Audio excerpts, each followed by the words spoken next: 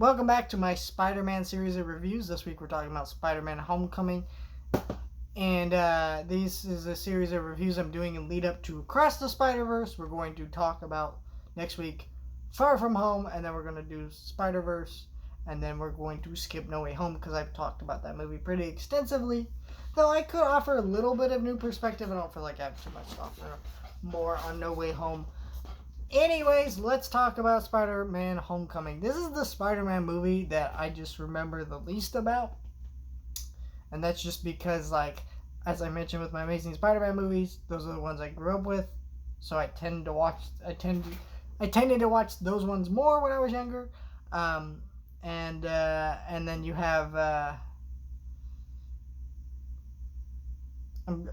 Tobey Maguire's Spider-Man movies, which are just iconic. You know, they're great. And so I remember those ones a lot better than that. And this one I've only seen once.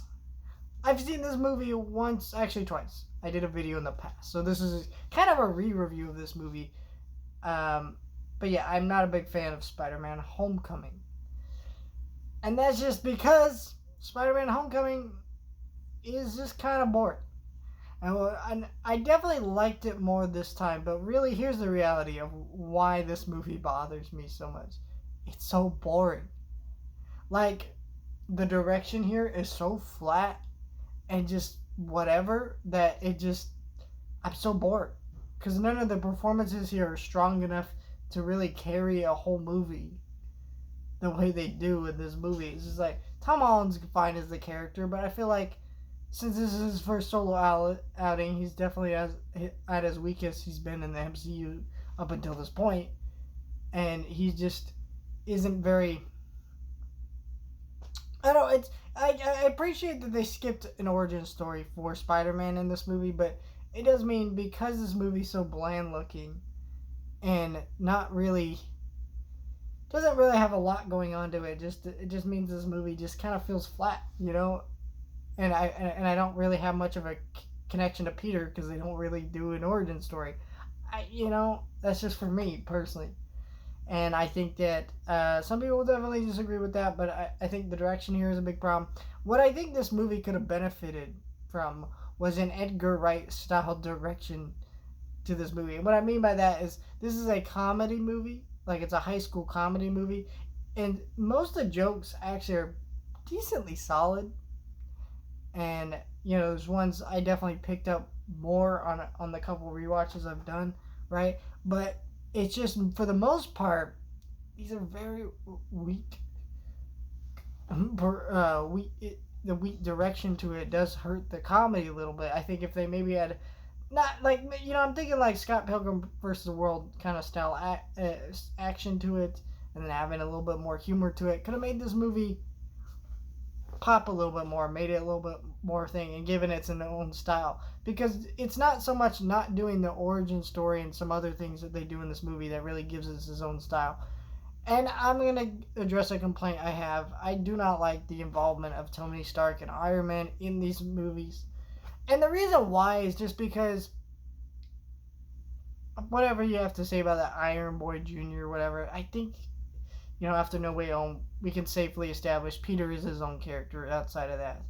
But I think we need to just address the fact that every villain he's fought in these movies, except for the ones in No Way Home, are not Spider-Man villains. They're Iron Man villains. Like the Vulture in this movie, yes, in the comics is a Spider-Man villain. And he has a decent plot and a decent reason to be mad at Tony, right? Mad at Tony. Which is that Tony Stark Industries comes in and says, your job's absolute. We're going to take care of this. Whatever. And he starts becoming a villain. Cool. Totally get that. That's a Tony Stark villain. He should fight Tony Stark. You know what I mean? Like, I get not Spider-Man.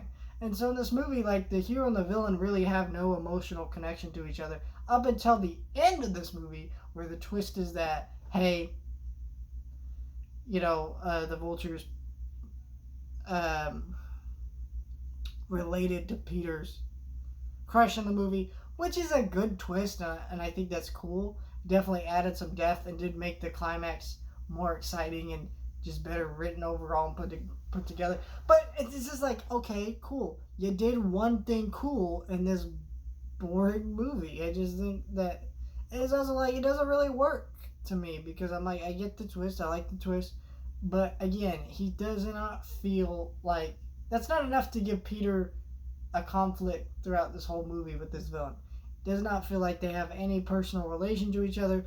It's just kind of boring on that front because I'm like, well, he just kind of is mad at Tony Stark, you know, and yeah, yeah, I had some fun with this movie, and I definitely think that maybe I was a little bit too hard on it, and I think it's definitely grown on me a little bit, but for the most part, I felt the same way I did when I watched this in the theater back in, what was it, 2016, 2017? I forget what year this came out. I just mostly felt bored and just like, oh, that was a movie, I guess. I don't get much out of this movie. It's just kind of there.